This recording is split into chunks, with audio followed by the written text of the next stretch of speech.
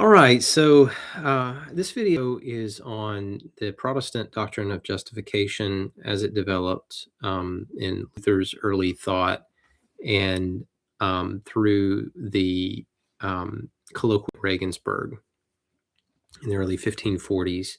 So one of the things that I'm going to be noting, I thought about provocatively entitling this video, "There is no Protestant doctrine of justification." And one of the things that I'm going to be noting is that Protestants had varying views on justification. And the problem associated with that is that if you're going to claim that the Protestant doctrine of justification is quote unquote the gospel, then Luther didn't hold in his early positions in the 1510s and up through 1520. He didn't hold the position on justification that was developed in the wake of the Augsburg Confession in 1530. He didn't have a prominent emphasis on, or any emphasis really, on imputation. And you see disputes today within evangelicalism about the centrality of imputation to get quote unquote the gospel right. And his views were novel. This is something that is noted by McGrath in multiple of the editions of his work, Justitia Dei, that it was a theological novelty, Luther's position was.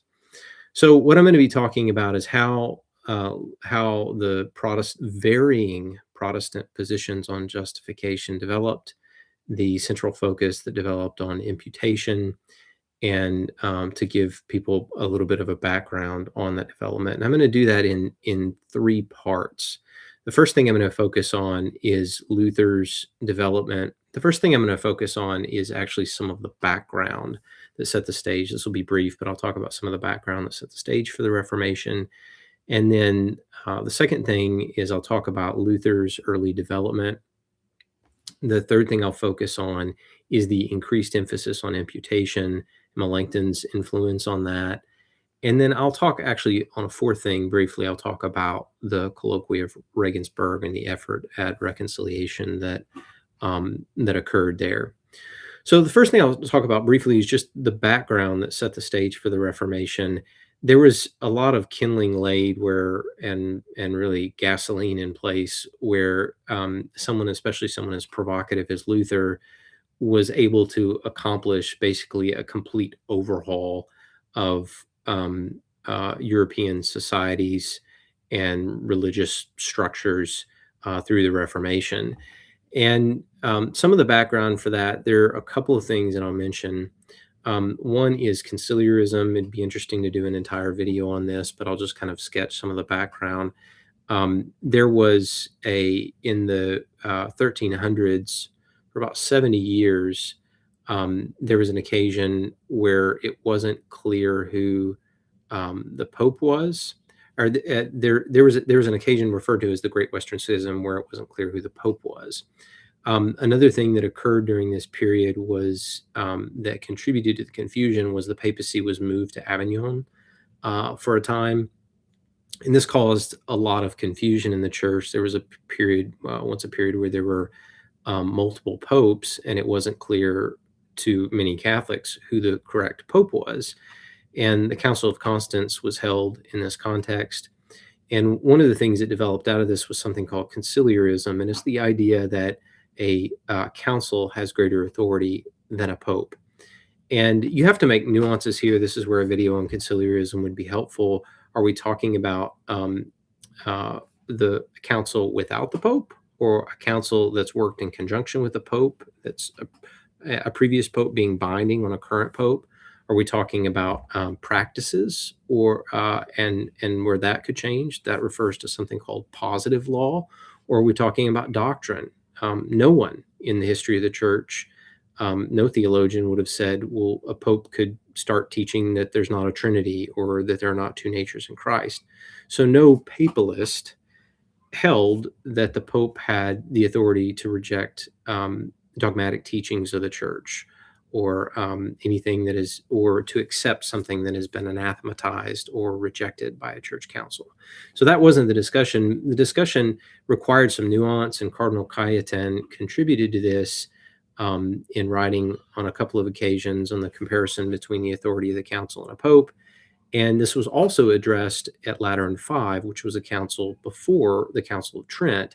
and it's a council that Luther was unfamiliar with, but it occurred from 1512 to 1517. Cardinal Cajetan participated in it, and or maybe for 1513 to 1517. And there was a schismatic council at Pisa that developed in France, and this was a response partly to that council, but to address several issues. And it there was confusion during this period about how to understand the relationship between the authority of a pope and the authority of a council. And there's a lot of nuanced questions related to that. There was a lot of confusion over it. An important decree in this is a decree called Haec Sancta. This holy synod, or this holy council, the Council of Constance, was initiated without a valid pope in place, and or participating in it. Eventually, a valid pope would participate, and all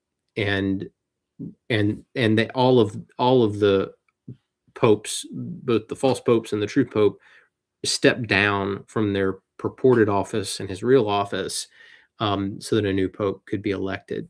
There was just a lot of confusion, particularly on issues of authority. And again, that by itself would be another important video, because that plays into Luther's undermining of authority in the church. There was just, again, a lot of confusion. A lot of this was mistakes made by popes. This includes, and this is the second point that kind of poured gasoline on the fire. There were a number of very bad popes in the 1400s. You can look up the famous chestnut, the chestnut affair, or something like that. And there's some dispute over the complete accuracy of the description of it.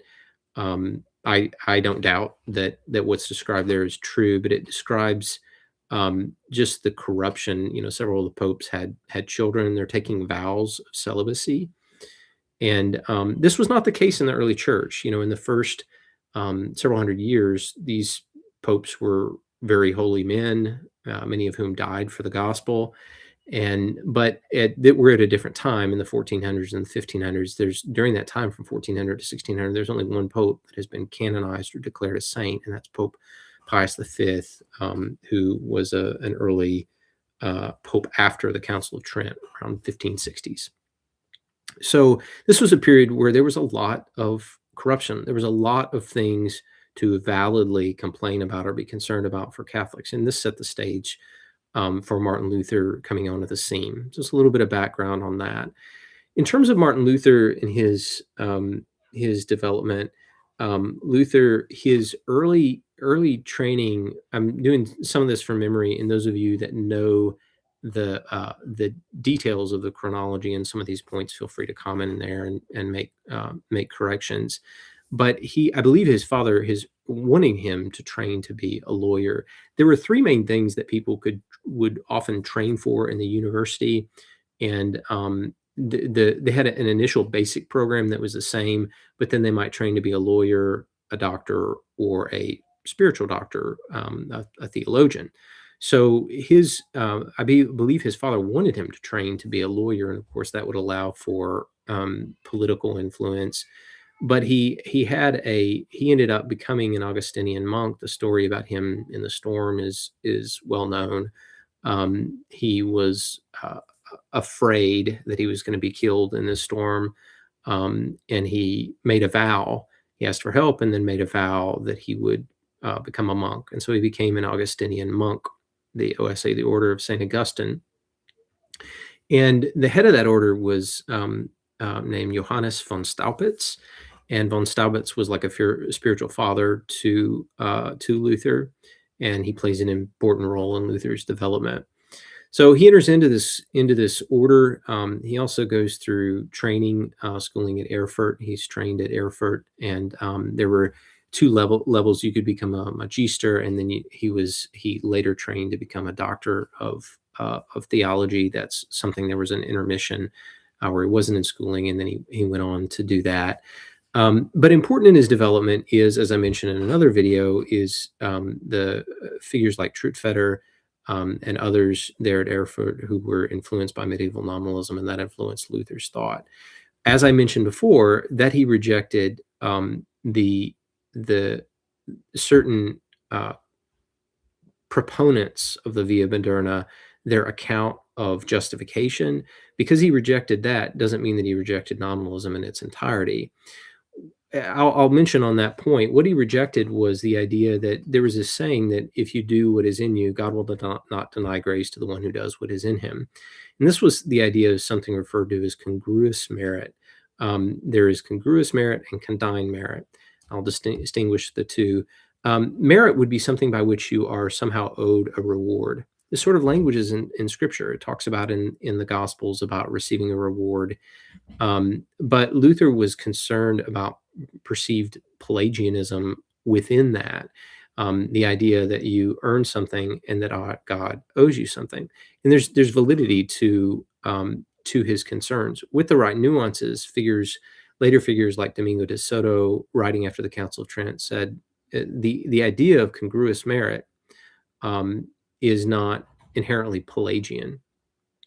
And this is, if you look at the history of Pelagianism and what it is, and then you look at late medieval scholasticism and what it is, it becomes clear that those two things, that Pelagianism is not what developed in late medieval scholasticism. Rega Wood has an article in the Cambridge Companion to Occam that's entitled something like "Is Ockhamism Pelagian?" Or were Occam's views Pelagian and the Occamist tradition Pelagian? Her answer to that is no. This just requires some understanding of what Augustine was actually responding to with the Pelagians. I could do a separate video on that, and then actually what's going on in medieval scholasticism associated with condign and congruent merit. Luther perceived it as Pelagian, and he rejected it, and so he ended up developing a position where the person is, well, I won't go into that. Let me just stop there. I'm focusing on kind of his early development. So that was that point.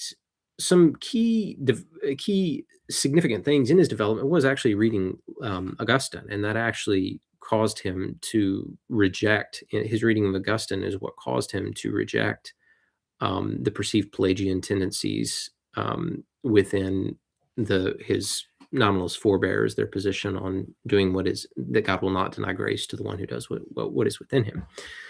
So another significant point was his reading of the book of Romans. He read the book of Romans, and he talks about the language is really stark, and for those that have reverence for God, the language is really in many ways shocking. He talks about how he hated the righteousness of God because he understood by that as the righteousness by which God punishes the sinner and rewards the just. And he began to read it as, no, this is the righteousness by which God makes. That terminology is actually used in the Romans commentary, but makes the unjust to be just. This is some of his early views on justification, that this is around 1515, 1516. And he takes this as a remarkable insight, and he makes claims like all of the doctors don't understand this point. And there was a figure who, an early Catholic scholar, who wrote on Luther and examined something like 70 different scholastics who did completely understand this position. So Luther often makes claims that are hyperbolic, and they're just completely false. They're completely misleading, but he is either himself ignorant or he's deliberately misleading his audience. So that's one thing that's common in Luther's writing, is this constant hyperbole, and it misleads people because it's, when you state things hyperbolically, you're stating them in a way that's false, saying all of this is this way when it's not all that way. Or it could be that you just don't know. And I'll provide some examples of that from a work written by Luther on Good Works in 1520. So this is related to his commentary on Romans. He had this, it was a change in perspective for him, seeing God as merciful and justifying the ungodly. So it was a change of perspective for him. I don't. This is not. This is something that Luther has been almost ridiculed for, because he's not coming up with anything new at this point related to that. That's not something, something that's new. It's not something that's unknown, that God is merciful. So just I'll just mention that in passing. And this is brought up by McGrath. He mentions how he mentions this point. There were some new things at this early stage with Luther, and particularly in his understanding of faith. And I'll talk about that in just a moment when we talk about this work in 1520 that he wrote. But also before that, I'll talk a little bit more about how the Reformation break developed. So in 1517, so he's teaching. He ends up having a prominent role within the observance of the Augustinian order. Staupitz is, I believe, minister general for the whole order, and then there's someone over at Wittenberg. There's someone that's over the order there, and he's second to him and is doing the studia. Luther's in charge of the studia there. So he has a prominent role as he's a professor teaching, and he has a prominent role within the order, teaching novices. And 1520, the commentary on Romans. After that, in 1517, one of the things that happens is the selling of indulgences by Tetzel. And Tetzel comes in, he's selling these indulgences, and people are afraid, and they're offering sacrificial giving to help build a church in Rome, help build a particular building, St. Peter's Basilica. So Luther is really concerned about this, and he has, when you read the 95 Theses, it's not about justification, of course. It's about these indulgences and the authority of the Pope to access the treasury of merits from the saints, and the effectiveness of indulgences and how they should be understood and things like that. It's basically all about indulgences. That's his concern. And he didn't know that there had been, just like he didn't know about Lateran 5 and some teaching at Lateran 5, and this would become clear when he interacts with Cajetan. I believe it's in 1518, after the 95 Theses were nailed on October 31st, 1517. He has his interaction with Cajetan, but the emphasis is on indulgences, and he's opposing indulgences, concerned about claims about papal authority to be able to grant indulgences, to be able to grant indulgences. So that's what the whole thing is about. He gets in trouble because of some of the claims that he makes in there. And again, like I said, he's given to hyperbole. So I could, if with better preparation, if I were focused just on the 95 Thesis, I could give you several examples of that. But in 1518, it was either late 1517 or it might have been in 1518, he has this audience with Cardinal Cajetan, who is talking with him about some of the claims that he's making. And Cardinal Cajetan's making clear, well, this has actually been addressed recently in this council or with this bull, and Luther wasn't familiar with that. And he was also shocked by Cardinal Cajetan's handling of the Council of Constance, and particularly the decree Haec Sancta. He was disturbed by it, and he ends up, his response is not one of submission and listening, but his response is that his understanding is correct, and that if you're this would become thematic for Luther. He didn't have a position of deference and listening to spiritual superiors, but he believed that, well, I'm right. And on many of the positions, and this is going to be really important, a point of emphasis, it was, I'm right and everyone before me has been wrong. You can see the sheer arrogance of that. Not only the disregarding of the obey your leaders, which is something that is taught in the New Testament. It's a particular quote, I believe from Hebrews, the book of Hebrews. Not only that, not only to show respect for your superiors, which is something that especially after 1517 and his writings in the 1520s, you see this complete disregard for superiors, for authority. He's released by von Staupitz, who he, on his own account, von Staupitz was very good to him, but he realized he's not going to be obedient, and he is running the risk, a risk to the order, and he's not going to, he's not obedient in the first place, so he releases him from his vow. And that occurs, and in 1518 also, he was, I believe he was excommunicated. This is not, the bull Exsurge Domine is in 1520, but in 1518, I think it was that he was excommunicated. And so at that time, he's got political protection. That's a key thing. And again, we could do an entire video on how his very careful and shrewd, and there's a lot of other words that I could use, but his understanding of the political situation and how to play it. He was protected. He would be given safe passage in 1521 when he was before Charles V, and he was protected while he was in Wittenberg. So under someone who was an elector, and electors were very powerful. They elected the Holy Roman Emperor, and the elector, now his name has slipped my mind, but the current elector who was there, Friedrich, the current elector, he was potentially the current Pope, Leo X, was interested in him becoming Holy Roman Emperor. He ended up not becoming Holy Roman Emperor. Charles V did, but this was someone that was very powerful, that was protecting Luther. And he and von Staupitz were actually childhood friends. And so he's got kind of this, so he's got political protection, and that allows him to run his mouth.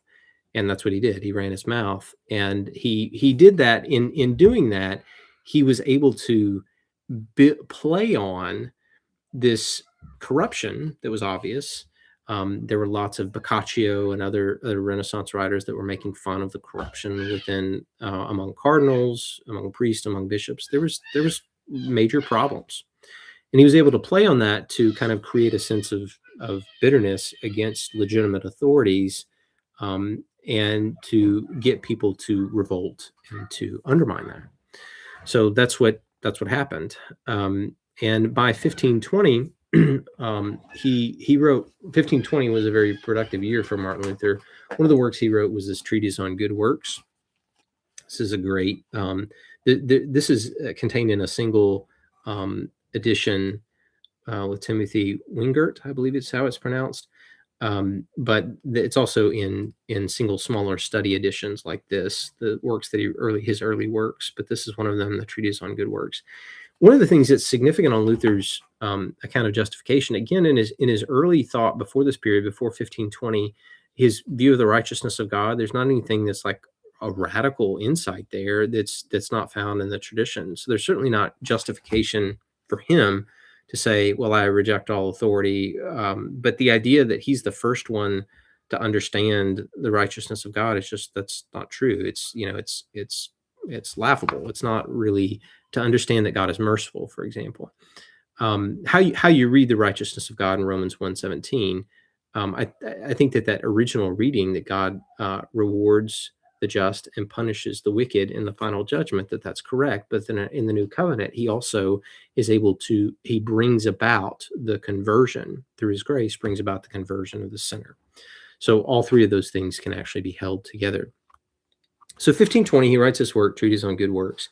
One of the things that's really striking about this is Luther's view of faith at this point. And he refers to it. I'm going to give you a couple of examples, but it's not faith traditionally understood. There were a couple of aspects to it that was very important, but it was an objective thing. It wasn't. What I have faith in was supposed to be the faith. So there's this match between what I am to believe and what is the faith that was passed down once and for all for Christ, from Christ to the apostles and received by the church. So there is the faith, and that my faith is supposed to be oriented toward that. Luther has this idea of reflexive faith, and there's been a study on this that has, let's see if I can find the book, Faith in Luther, Martin Luther, and the Origin of Anthropocentric Religion by Paul Hacker. Paul Hacker is a former Lutheran, and he traces Luther's view of faith, and that idea is that it's reflexive. So instead of it being faith in God and in the promises, it's faith in my own faith. It's essentially what it is. Faith that what I've done is pleasing to God. And he's explicit on that in this treatise on good works. And the problem with that is that none of the promises are that Michael Copus will have saving faith, or whoever my viewer here. There's not a promise in the gospel that you are going to have saving faith, or that you're going to maintain that faith until your last breath, that you're not going to turn away. There's no promise that you will do what's required when Jesus says, if you love me, you will obey my commandments. Those are not the promises that were handed on. The faith is the faith, the truths of the faith about who God is, who his church is, who Jesus is, what he's done for his people, and how we access that, but not faith in what I have done, that it's, somehow pleasing to God. So I'm going to read you a couple of quotes that show that is Luther's view of faith. He writes, we find that many people pray, and he's in this work, he's going through the 10 commandments and talking about, it's a treatise on good works, the first good work. And the importance of faith is associated with the first commandment, about loving the Lord your God with all your heart, mind, soul, and strength, and having no other gods before him. But it's his understanding of faith. There's not, one of the things that's very important in all of this is that the Old Testament and the New Testament, they don't come with a lexicon. So you can read into terms the wrong idea. And that's what Luther has done here. And this is noted also by Cardinal Cajetan in 1532 in his writing on faith in Luther. But this is also noted by Hacker. It's very thoroughly documented by Hacker. So he writes, we find many people pray, fast, create pious endowments, do this and that, and lead respectable lives in the opinion of others. But if you ask them whether or not they are certain that God is pleased with them, with what they do not know, or at least have their doubts. Moreover, they cite learned scholars who do nothing but teach good works and claim it unnecessary to have such certainty. So I'll come back to this.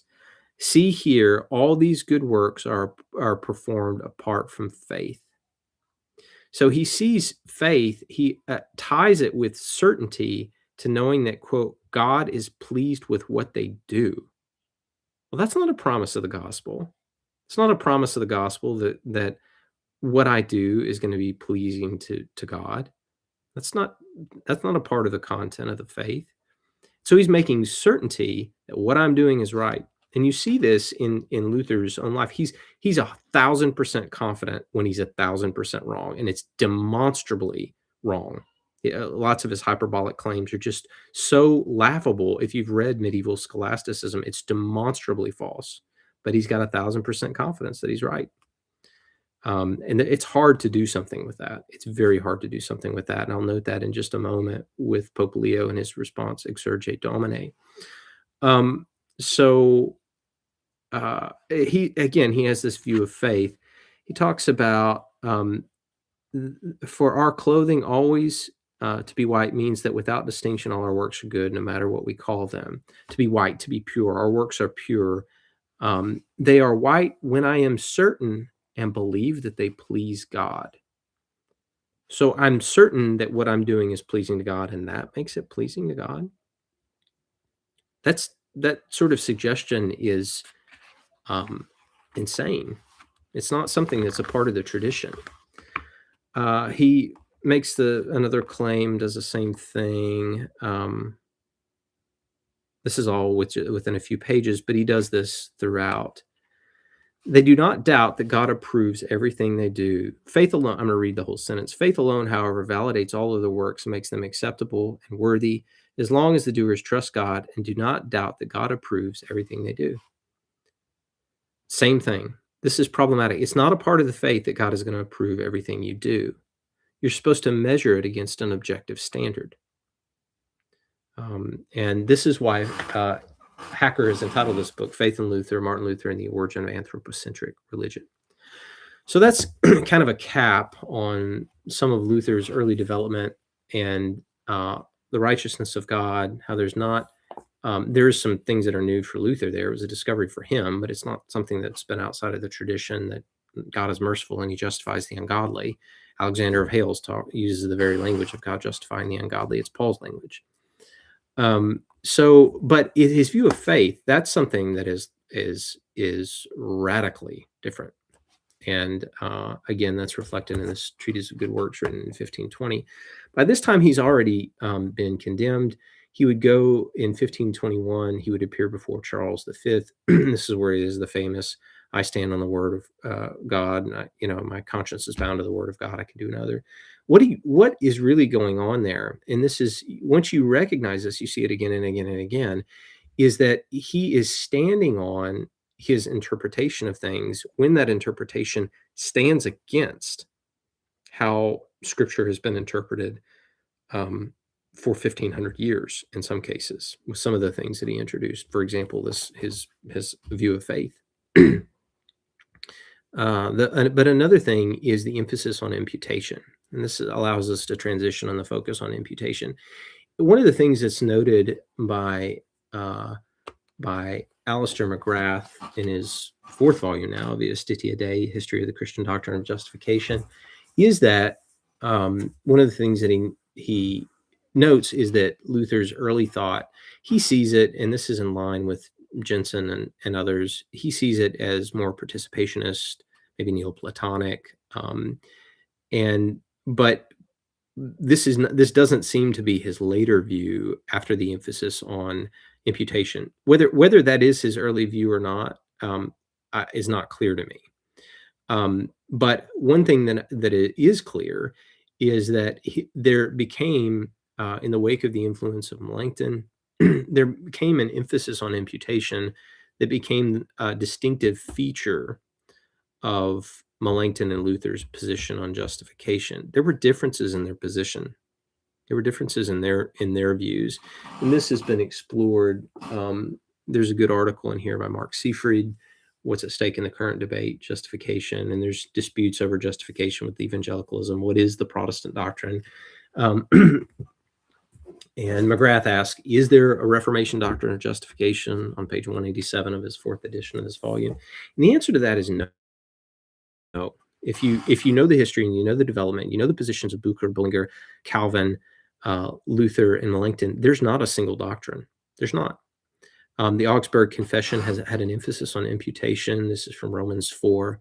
And there was a question of whether in 4.3 in Latin it should be reputator or imputator, imputed or reputed as righteous. And there was, as I show in an article, as I mentioned in the other video, there's a distinctively nominalist reading of that, where it's something that is extra nos, it's not intra nos, it's something that's outside of us, it's not within us. And whereas the entire tradition up to this point, and this is something noted by McGrath, understood justification as the making just of the sinner. From Augustine to Aquinas, major scholastics, that's their position. The Protestant position that developed was it's actually a judgment that God judges us to be just on account of Christ. So you have faith in Christ and you're unjust, but you're judged just by God. And the problem with this is that it's a legal fiction. God would not judge one to be just who is not just. He would make one to be just who is not just. There's no contradiction in that.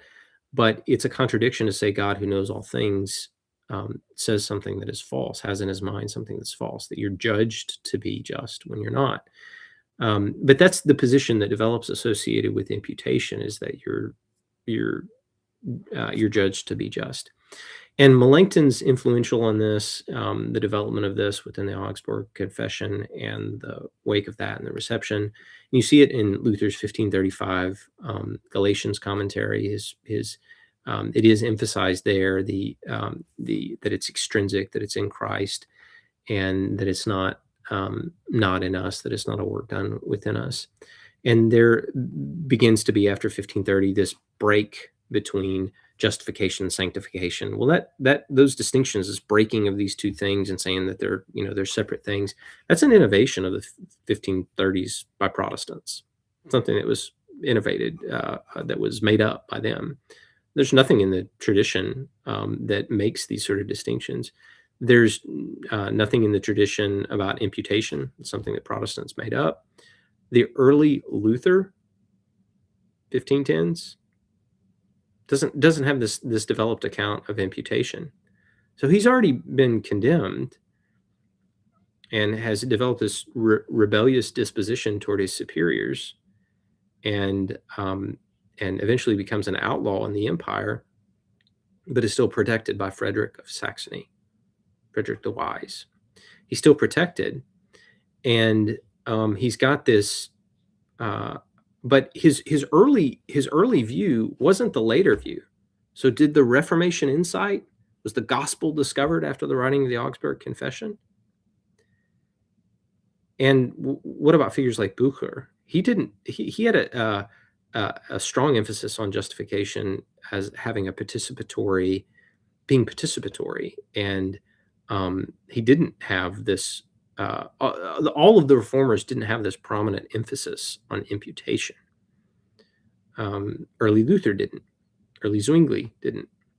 So when did the Reformation insight? When did that come? When did all of a sudden the Protestants realize, wow, no one knew what the gospel is until we learned about imputation?